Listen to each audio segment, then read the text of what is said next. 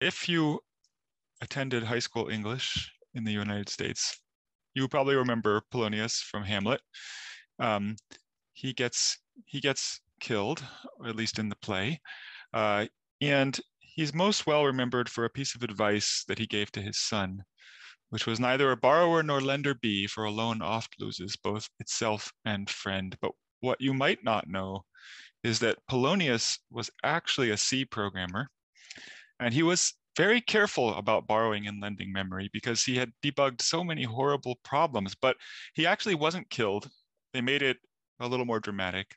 He was just wounded, and he recovered in the hospital and spent the time reading this really cool book about Rust, and he got really enthusiastic. And now when he talks to his son, he actually says stuff like this, go for it, do whatever you want to do.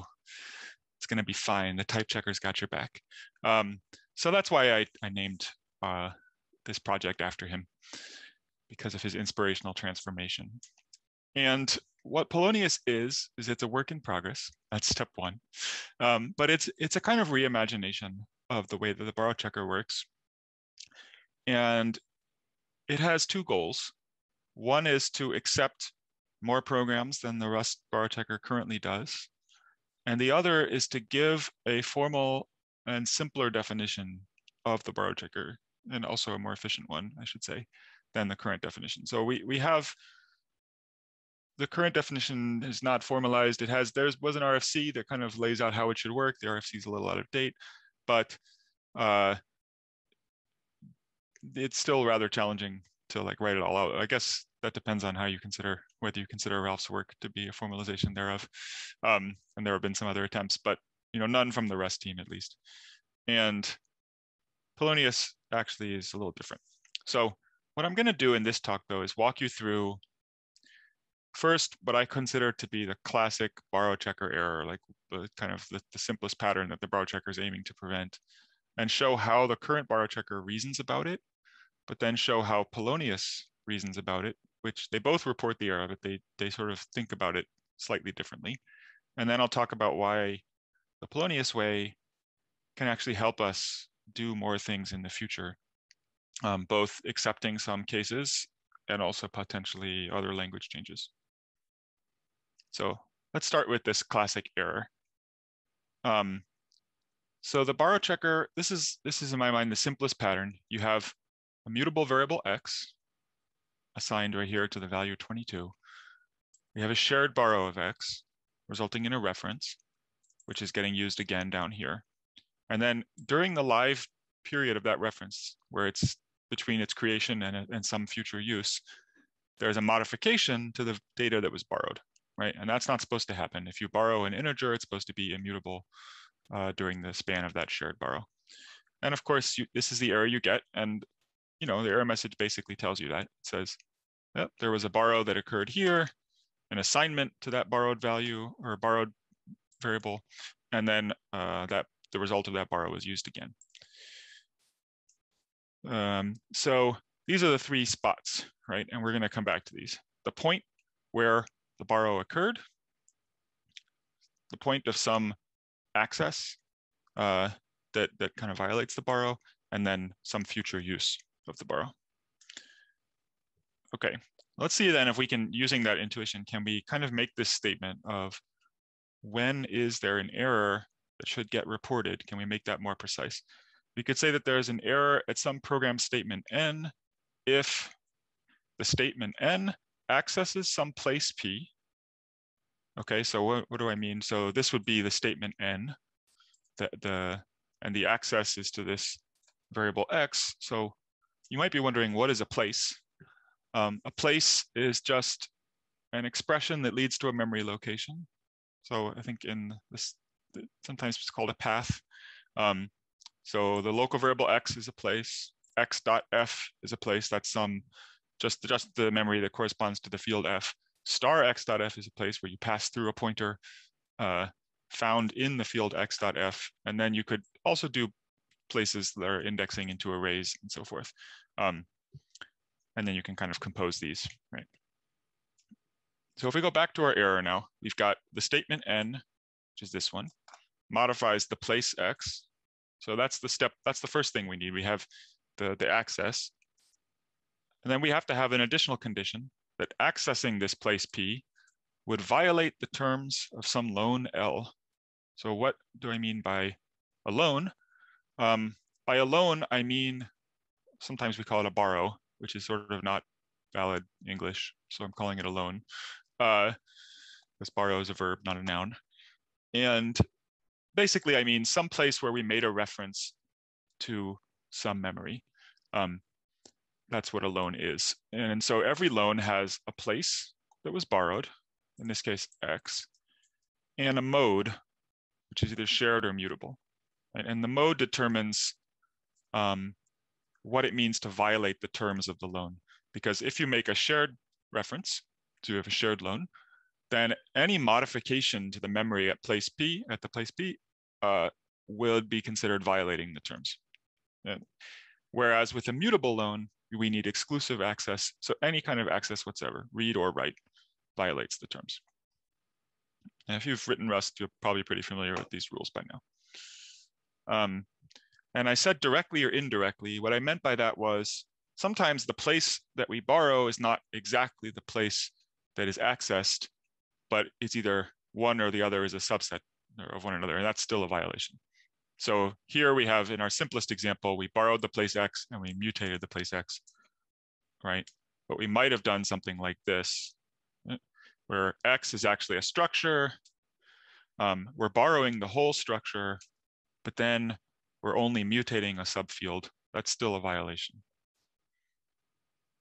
Okay, so if we go back to our error, we have an error is the statement N, that's here, accesses the place P, that's X, and accessing the place P would violate the terms of some loan L. So this loan, I should say, like, these is kind of a property we can, it's like a syntactic property of the program that we can scrape just from looking at it, that there is some loan L, which I'll just call it L, and that it shares X, it's a shared borrow of X, and therefore any mutation to X would violate L. That's all true, but that's still not enough to know that we have an error. There's one last ingredient we need. We need to know that that loan is live. And so what I mean by live, well, this is a common compiler term. It just means something is live if it might get used later, and it's dead if it won't get used later. Usually we talk about variables being live, right? So we could say, here we have X, the value that's in X. At this, we first assign 1 and then we assign 2. So right here in between those two statements, X is not actually live because the value that's in it is not going to get used again. It's just going to get overwritten. Right, it's going to be reassigned. But here, just after X equals 2, now the current value might get used, right? It might get overwritten if we take the if, but it might skip the if and be read from here. So it's considered live. It's interestingly, if we enter into the if, but we haven't yet executed X equals 4, then X is no longer live again. And finally, after the last use of X, it's not live. So that's kind of the sense of live that we mean for loans. So we'll say a live is loan, or a loan is live, if the reference that was created by the loan, or some reference that got derived from it, might get used again later. So if we have this example, we create a loan, let's call this loan L1, and we make a reference Y. And here, we're actually borrowing something from Y. So that's actually a second loan, at least the way Polonius looks at the world, that borrows star y.bar. The star is implicit in Rust syntax, and there's some parentheses. But in any case, it borrows y.bar. And the thing is, this reference Z is derived from Y. So, what did I just do? Okay, so a use of Z is considered a kind of indirect use of Y. All right, so now we have our complete definition. We get an error if there's some program statement N, like this one, that accesses someplace P, like X, and P is borrowed, basically, in a way that disallows that access, and the result of that borrow, that loan, is live at the statement N. right? So it's okay to modify X as long as you do it somewhere where X is not borrowed, like out here, for example. That might be okay, but it's not okay to do it in between those two statements. That's what this lone L is live is saying. All right, so how do we take that? And by the way, this structure is, if you're familiar with data log or something, you'll see that you could sort of imagine translating this into data log statements. This is roughly exactly how Polonius is defined. There's some rules like that. So how do we decide if a loan is live? Well, how does the borrow checker do it today? We have this idea of a lifetime for every reference. And a lifetime is kind of conceptually the part of the program where the reference might be used. So we can make that more concrete if we think about, here's our example, and we give line numbers to every line here. You might say that a lifetime is like a set of line numbers. So let me give you some examples. I'm going to call this tick 0, and I'm going to call this tick 1. There's like 2 lifetimes that the user didn't have to write, but the compiler has in mind. A lifetime for the resulting value of ampersand X. This creates a reference which has a lifetime, and then the lifetime that's annotated as the type of Y. We'll call, those are basically inference variables, right? And the compiler's job is going to be to figure out for each of them, what value do they have? What set of lines could we write in there that would make the whole program type check? And there's some basic rules that we use to do that inference. So to figure out, we'll start with figuring out what is the value of tick 0, because that's kind of the easier one. That's the lifetime of this variable Y, this reference, right? And so there's one rule that says for some variable Y, like basically the lifetimes that appear in it, anywhere that Y is live, the variable Y might get used. Well, that line had better appear in the lifetime because that's a spot where the data might be used later. So in this case, the variable Y is live on these 2 lines. So we could say, okay, tick 0 should be the set 2 and 3, let's say. You can kind of debate whether 1 should be included or not. I said no in this slide. There's different, this is just as a hand wavy definition. And then there's a separate thing we have to do when we're doing inference, which is kind of a subtyping consideration.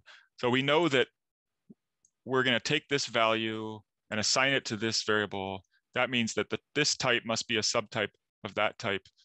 So the subtyping rule is basically, if data with one lifetime flows into a location with another lifetime, so tick 1 flows into tick 0, then that source lifetime has to outlive the destination. So you can sort of relabel and retype something as having a smaller and smaller lifetime that's a subset of the original because it was included in the original borrow. So in short, we know that tick 1 has to be a superset of tick 0, and so we get 2 and 3. Great.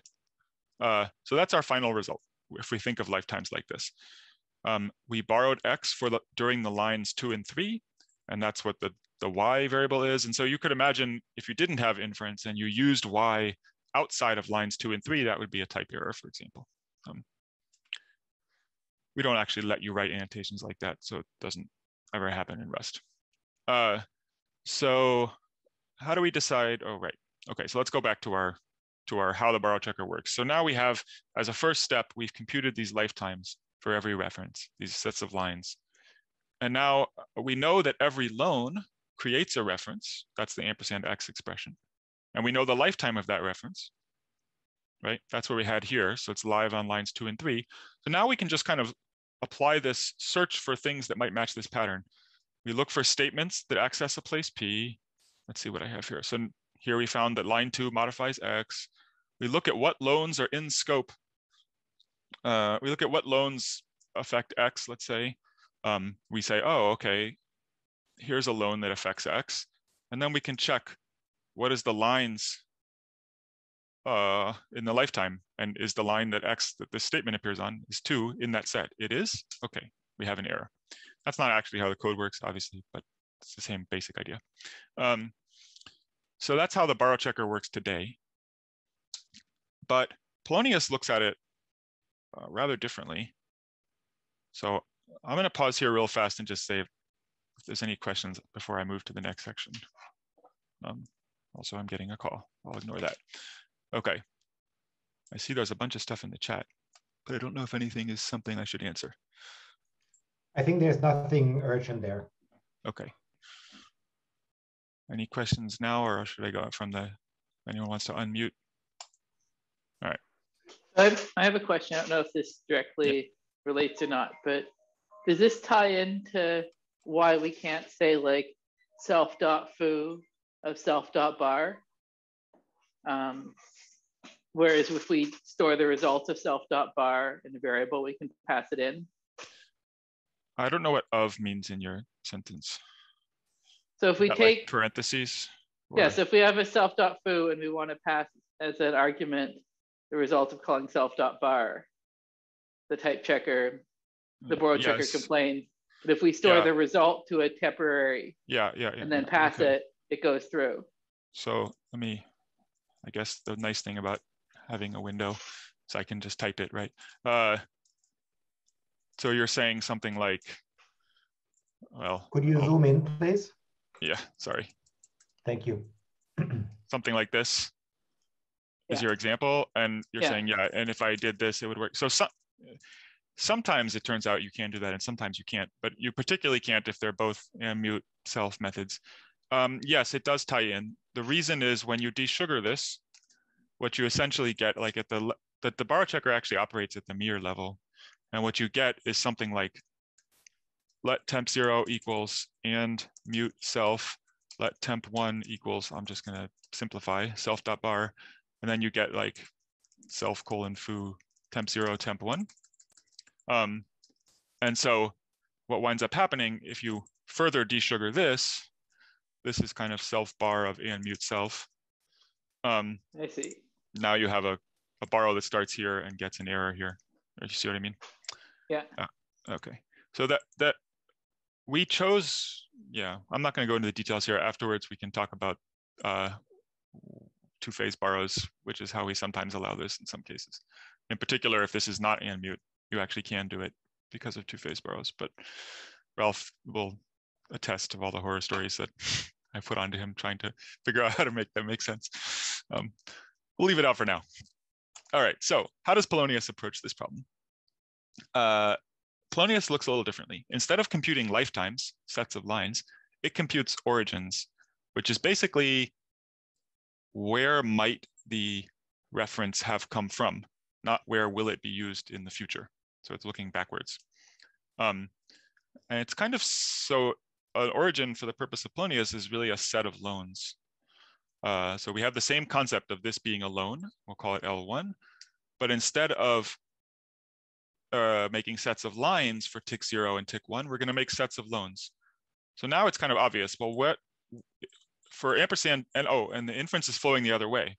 Instead of starting with tick 0, we're going to start with tick 1 because we're going to say, this is like the base case now. What loan could this reference have come from? Well, we know obviously this reference came from loan L1. It like literally is the loan. So tick 1 must just be the set L1. That's very simple. For tick 0, we have a same subtyping rule. If something comes, if the value flows from tick 1 into tick 0, then tick 0 has to be a superset of tick 1 because obviously it comes from at least as many loans as tick 1. And so we get this superset relationship. So tick 0 has to be at least L1. And right now there's no other assignments to Y, so it's exactly equal. If you had multiple assignments or like if expressions, you could get a more approximation there. So now we can label, this is the end result of our inference is we have sets of loans. And we can go ahead and apply our basic rule. We say, okay, we've got an origin now for every reference. And we want to find out, we have to figure out the other question, when do we consider a loan to be live? Well, the answer is if there's some live variable, like program variable, like X or Y, and it has the loan L in its type, then L is live. So now we can apply our little rule. We can say, okay, just like before, the statement 2 that is modifying the place X, just like before, we know that that would violate the terms of loan L1. Nothing has changed here. The only change is now we talk about, well, do we know whether L1 is live? We do because the variable Y is live. It's going to be used on the next line. And the type of the variable y, which you can see here, has lone L1 in it. So it might reference data that derived from this lone. Therefore, it's live at this point. And so therefore we can present an error. That's how Polonius reasons about it. So it's actually more of a forward analysis in the sense of it doesn't, well, backward, depends on your point of view. It's tracking where data came from, and that gets propagated in a forward way, as opposed to looking more of a liveness analysis. So how does that help us? Why does this actually matter? It's almost always equivalent, except for there are some examples where Polonius is more expressive. So here's one. This was something that we were supposed to accept with the non-lexical lifetimes work that we did in 2018, for those of you who've been around that long. But we don't, because it turned out that the system that we had devised to accept it was both really complex and really computationally infeasible. The compilation times were pretty bad. So we cut it out. And what's happening here, and why is this such a problem? Well, let's look. What we've got is we've got a map, and this function signature says we're going to take a mutable reference to a hash map, and we're going to return a reference to some string in that map. And the way it works is it first looks up for the key 22. If it finds it, it returns it, and if not, it tries to insert the value into the map and then return the reference. So that should work. Like that's not there's no reason this is unsafe fundamentally. However, if you actually try it, you're going to get this compilation error saying, well, there was a borrow here, and you returned the value that came from that borrow, and then you tried to mutate the map. While we know now that the way that the compiler thinks about it, somehow it must think that map is live, that the reference we created here is still live at this point, because that's what we need. That's the key ingredient for making an error. But we know from looking at the code that when you return the reference that came, when you called map.get, if you had gone down this arm, it would be live, but down this arm, it shouldn't be. And we know that everything's flow sensitive. So why is this a problem?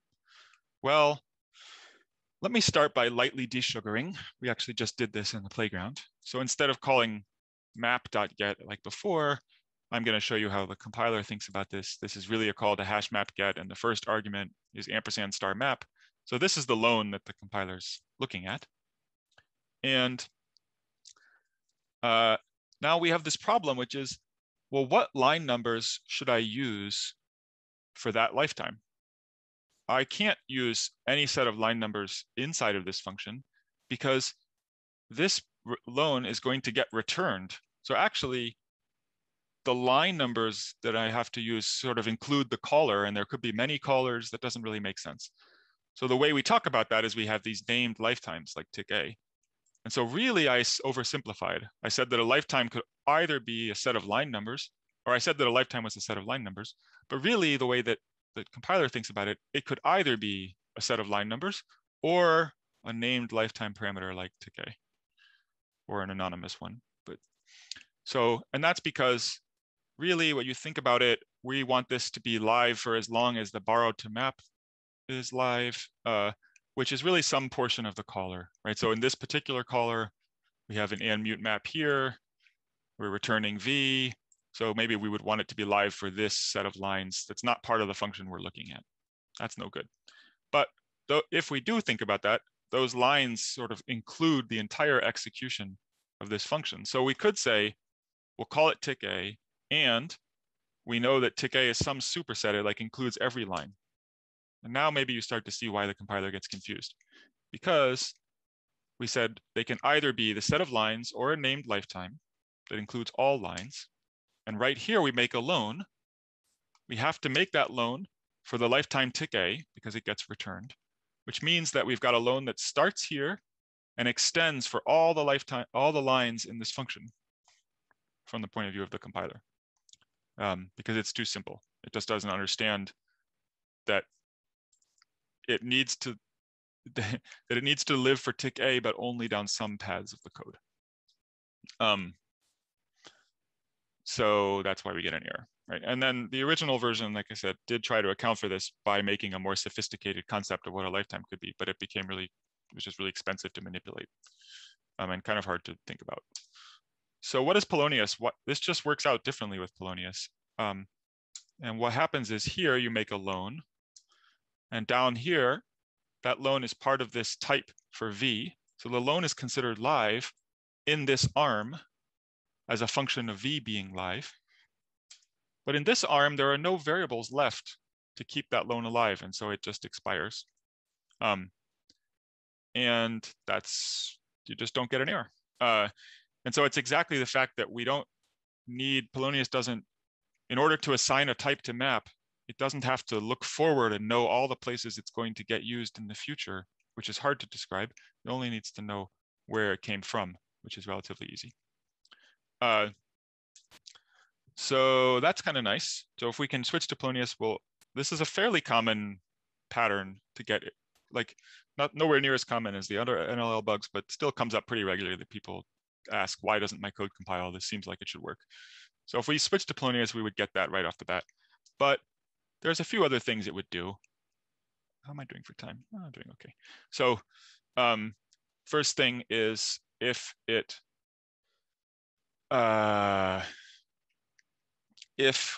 you think about one sort of open problem in Rust is we would like to have a way to have a message which contains, let's say, a vector of strings, and then have some references that are pointing into the data owned by this field buffer. That would be really cool, because then we could package up the struct and its references and like send it to other threads and do neat stuff with it. But all the concepts of lifetimes and so on that we've talked about don't really apply here, because you can't describe the lifetime of this as some set of lines. It's more tied to the container it's in. There are lots of cool academic approaches that apply completely, and we should totally steal them, but haven't done it yet. However, to even go back a little further, if you imagine just what is it going to take to create a message like this, we're going to need to put together the values for its fields. We're going to need a vector, and we're going to need some slice that we know came from that vector, so that when we move it, we know that they move together. And if you ask yourself, how do you know how would I know if that slice came from the vector? You can kind of see lifetimes are just the wrong tool for this. This has nothing to do with how long the slice is going to get used for. It has everything to do with where it came from, so origins. So I think that Polonius also lays a better foundation for these sorts of extensions.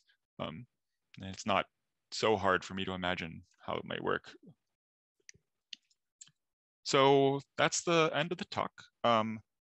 And the current status, this slide, and it's sort of amusing because this slide I made like a year ago, and it's still completely accurate, just because things move slowly sometimes. But we're exploring Polonius in this working group. We'd love to have people join us. The working group is kind of goes in fits and starts, depending on how much time everybody has. Sometimes we do sprints for a week or two where we go hack and fix a bunch of stuff. In fact, we have Amanda Sterna is here. I think I saw her in the participants list. She did some really cool work on the master's project. We've got Remy, he's a great help, and Matthew Jasper, I want to say thank you to. And finally, Frank McSherry, because the way that Polonius is implemented is using this nifty library DataFrog, which is a really simple data log implementation, sorry. Much simpler than timely data flow, which is the one I was using initially, but performs really pretty well. Although it may be that we want to tweak that in terms of, it may not be performing as well enough yet, but it's very cool. It was nice and he implemented it for me over a weekend. So I owe him a debt of gratitude for that. That's all. I think I'll answer any remaining questions if we have time. I don't know.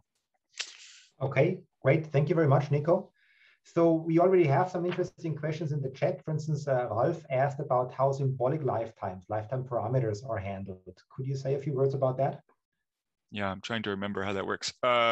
In particular, you said it basically is based on like looking in the context and seeing all the lifetimes that appear there. If something doesn't appear there, there's like a dangerously negative bit of information there. If I don't see something, it doesn't exist, so I can go on. What about lifetimes like loans hiding inside symbolic lifetimes or stuff like that? I think what we do is we say that every lifetime parameter is a sort of loan also. There's like a placeholder loan for each lifetime parameter, and they are always live at all points. So it's a little bit more complicated than I made it sound. But it accounts for that, if that makes sense. Roughly. Thanks. Okay, and we have another question from Federico, who asked, the origin-based formulation of the borrow checker looks very similar to a points-to analysis. Do you know if there's any work exploring the connection between the borrow checker and existing static analysis techniques? I don't, but I'd be interested to see it, is the answer. And yeah, it was inspired by me sitting on an airplane thinking, wait a minute, why are we not using points to analyses? They're really well known and they do a lot of great stuff. What would it be like if we just used that? So it definitely is connected to points to. But I'm not sure. I'm not aware of anyone who's written a good comparison, though. Like I said, I would love to hear about it if there is one. Mm-hmm. Okay. Are there any other questions?